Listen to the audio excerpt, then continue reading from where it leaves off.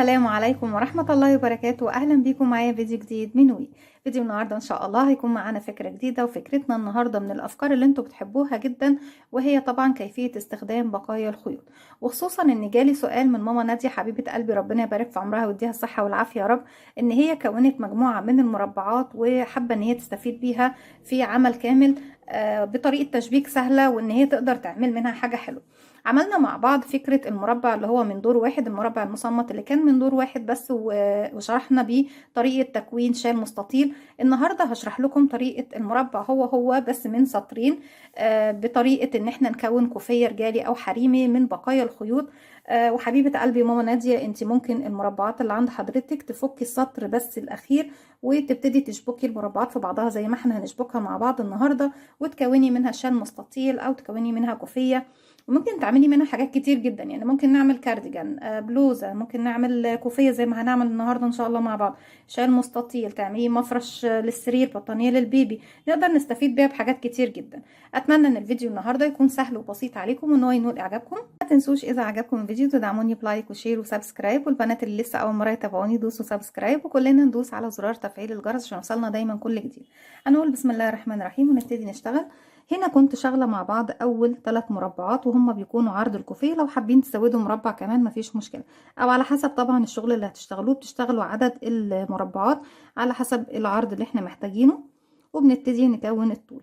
هنجيب الخيط زي ما احنا شايفين من بقايا الخيوط الموجوده عندنا او متوفره عندنا.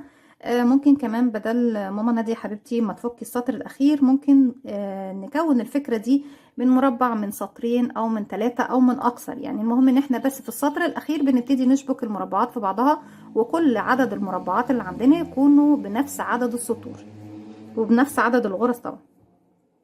على 2 من الاصابع ببتدي اسيب مسافة من الخيط والف الخيط بالشكل ده، ارجع للخلف واجي تاني للامام بالشكل ده. مش هجيب الخيط جنب بعضه، لا هجيبه بشكل حرف الاكس عكس بعضه، الف تاني الخيط للخلف وارجع الف ايدي الناحية التانية. اتكون عندي هنا حلقتين، بدخل تحت الحلقة الاولى واكون فوق الحلقة التانية، اسحبها تاني من تحت الاولى، هلف ايدي وواحدة واحدة اطلع الخيط من ايديا، واتأكد ان طرفين الخيط داخلين داخل الدائرة السحرية. طرف الخيط البداية اللي هو الصغير دوت بحافظ عليه لانه هيقفل لي الدائرة السحرية، لكن مش بشتغل بيه. لكن طرف الخيط اللي هشتغل بيه برفعه على ايدي بالشكل ده وهبتدي اشتغل. الدائرة السحرية مش هتسمح لي دلوقتي ان انا اشتغل بداخلها، هتفك مني ومش هينفع ان انا اشتغل. طيب اشتغل امتى؟ ان لما اقفلها. طيب اقفلها ازاي؟ بيكون عندي على الابرة حلقة، بلف الخيط وبخرج منها بسم الله كده.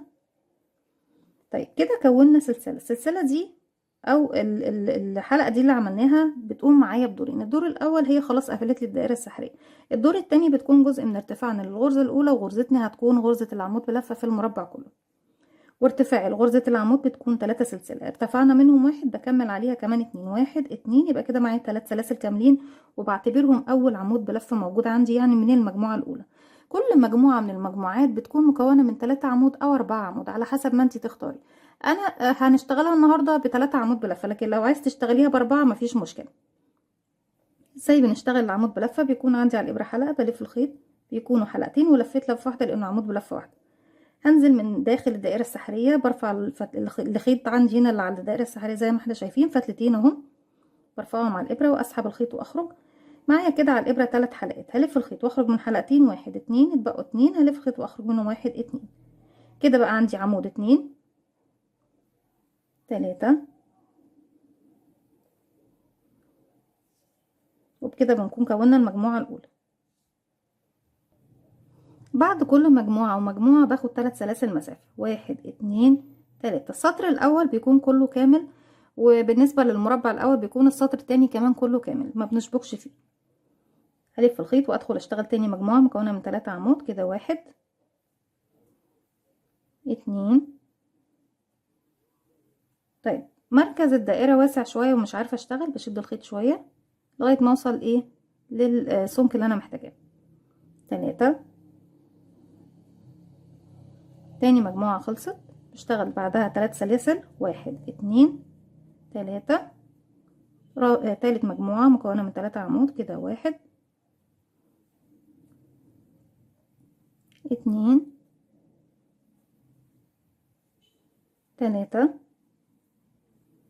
3 سلاسل، 1 2 3، وبدخل اشتغل اخر مجموعة رقم 4 مكونة من 3 عمود، 1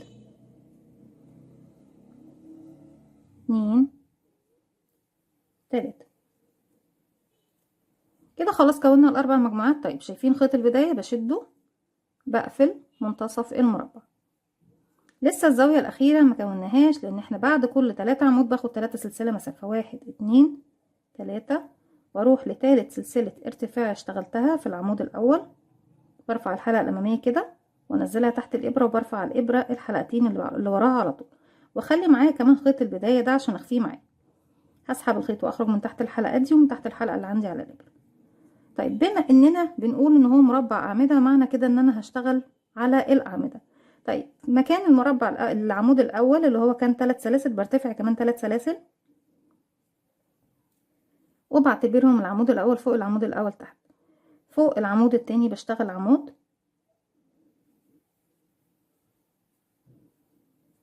فوق العمود التالت بشتغل عمود، بشتغل في الفراغ الصغير ده يا بنات اهو شايفينه، بدخل بيكون عندي ضلعين على الإبرة ومعايا كمان خيط البداية بخفيه معايا. فوق الثلاث سلاسل اللي اشتغلناهم تحت بشتغل زاوية. الزاوية دي بتكون مكونة من 2 عمود، 3 سلسلة، 2 عمود بلفة. داخل نفس الفراغ فوق الثلاث سلاسل بشتغل 2 عمود كده، 1 2 سلسلتين عفوا 3 سلاسل، 1 2 3. داخل نفس الفراغ كمان 2 عمود. انا عاوزه اقول لكم 2 عمود قلت سلسلتين، 1 2. دايما يا بنات بشتغل 2 عمود، 3 سلسله، 2 عمود. فوق الثلاث اعمده الباقيين بشتغل كمان 3 عمود، 1 2 3. وكده اشتغلت على المجموعه التانية اللي كانت تحت، وصلت للزاويه اللي فيها 3 سلاسل التانية، بشتغل فوقيها 2 عمود، 1 2 3 سلاسل، 1 2 3. كمان في نفس الفراغ 2 عمود، 1 2. طيب بالشكل ده المربع الاول كله بشتغله كامل زي ما احنا شايفين. فوق الاعمده بشتغل اعمده، فوق الثلاث سلاسل بشتغل زاويه مكونه من 2 عمود، 3 سلسله، 2 عمود بلفه تاني. طيب احنا بعد كده هشتغل دلوقتي، نعتبر ان احنا مش المربع الاول طبعا، ففي المربعات كلها اللي بعد الاول، يعني الاول بيكون كامل كله وبعد كده بنضفه وببتدي اشتغل بقيه المربعات. احنا نعتبر ده مربع طبعا من المربعات اللي هنشبك فيها. اذا بشوف الزوايا اللي انا هشبك فيها هنا 2، انا عشان كده اشتغلت معاكم زاويتين بدون تشبيك، والزاويتين التانيين هنشبك فيها. بدخل بشتغل الاعمده المجموعه رقم 3 كده، 1 2 3. داخل الزاوية بنشتغل 2 عمود، 1 2.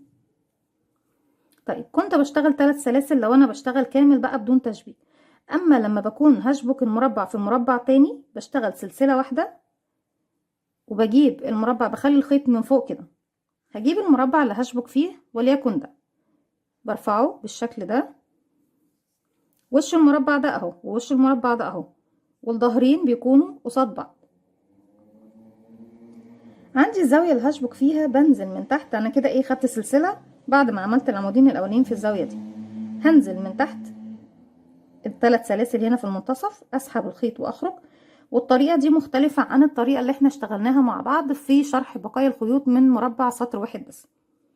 الطريقة دي طلبتوها مني كتير، وان شاء الله في حلقة جاية جديدة هكون معاكم ان شاء الله مفرش البيكسل، اللي هو بيكون مكون من اشكال انك بتعملي رسمة زي رسمة الكنفا، بتجيبي باترون زي باترونات الكنفا، وبعدد المربعات الموجودة في الرسمة بتشوفي الالوان الموجودة وبتعملي الالوان على حسب ما موجودة عندك ترتيبها، بس بالمربعات مش بالكنفا. يعني مش بنشتغل كنفا يا بنات، بنشتغل مربعات الاعمدة دي وبنشبكها مع بعض على حسب ترتيبة الالوان. وان شاء الله هنشوف مع بعض الفيديو لما يتذاع ان شاء الله. هنا معايا حلقتين اللي سحبت، يعني الحلقة الاساسية والحلقة اللي سحبتها، الف الخيط وايه واخرج منها كده. انا اخدت سلسلة اشتغلت حشو بمثابة السلسلة، بعدها هاخد سلسلة كمان، يبقى الثلاث حلقات موجودين عندي. هدخل تاني داخل الفراغ هو واكون الاتنين عمود بلفة الباقيين، 1 2. طيب هنا عندي 3 اعمدة رقم 4، مجموعة رقم 4 بشتغلهم 1 2 3. وصلت للزاوية، بشتغل عمودين، 1 2 سلسلة واحدة، هروح للمكان اللي هشبك فيه. هشبك فين يا بنات؟ شايفين المربع الاخضر هو هروح بقى للزاوية دي من تحت كده، هنزل اسحب الخيط واخرج، معايا حلقتين هلف الخيط واخرج منه، وارجع اكمل العمودين اللي كانوا باقيين عندي.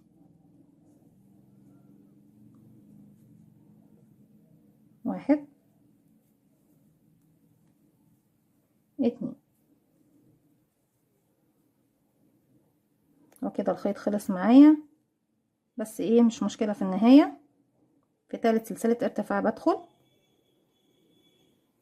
ما طبعا ايه هفك وهوصل فيه خيط جديد، بس عشان احنا كملنا المربع مع بعض نكمله بالشكل ده. اسحب الخيط منه من الحلقة ايه اللي عندي على القلب.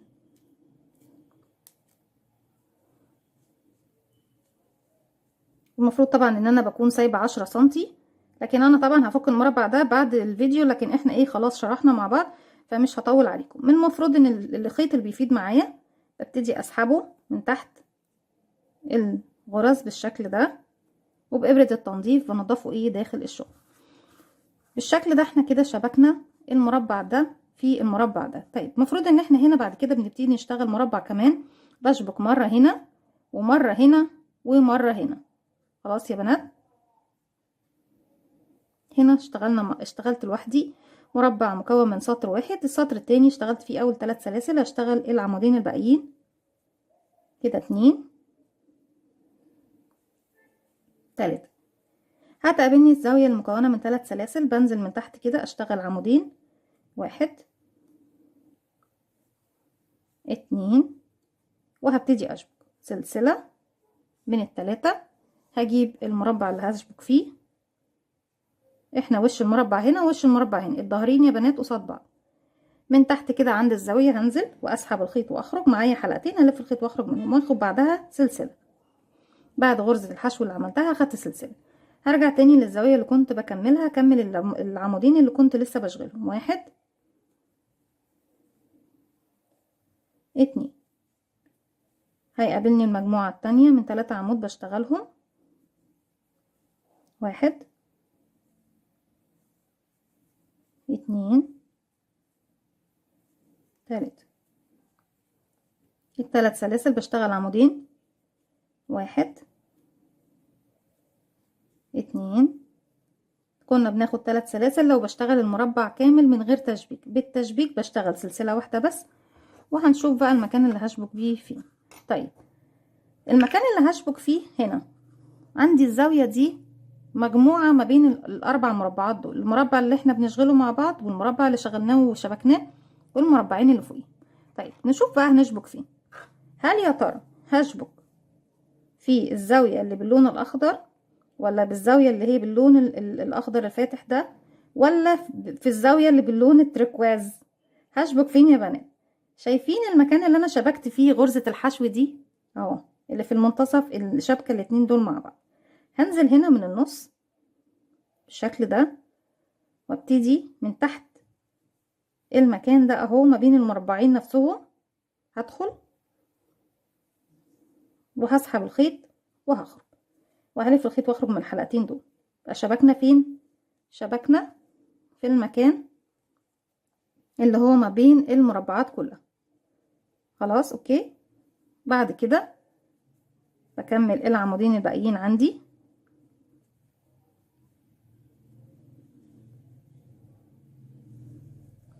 واحد اتنين.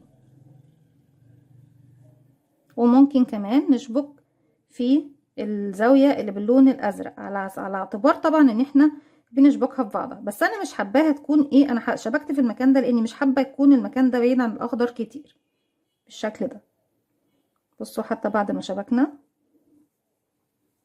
الشكل بيكون ايه مظبوط ومرتاح جدا.